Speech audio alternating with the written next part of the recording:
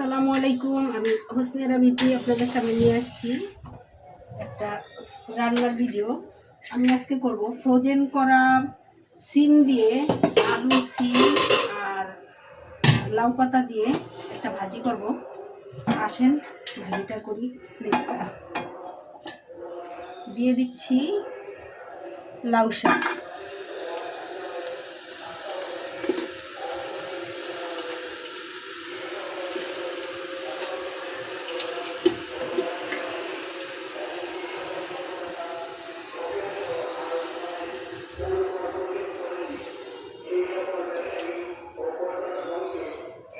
জাম আলু কেটে রাখা, সেই জাম আলুটা,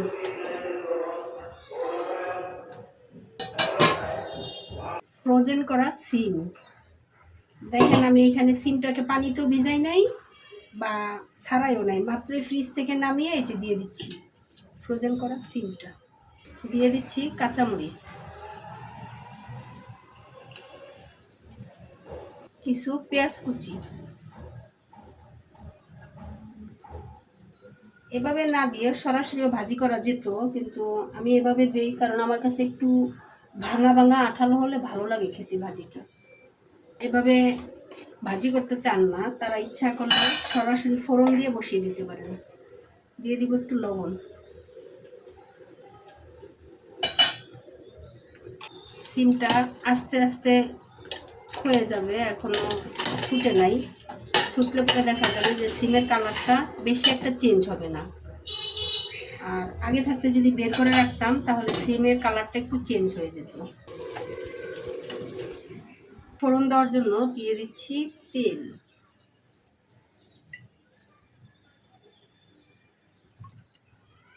যেহেতু পেঁয়াজ কুচি দিয়েছিলাম, এখন অল্প একটু পেঁয়াজ কুচি দিয়ে দিচ্ছি। দিচ্ছি রসুন কুচি,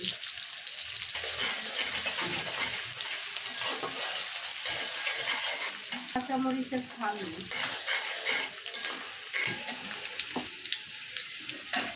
লাল লাল হয়ে গেছে। এখন দিয়ে দিচ্ছি শাক।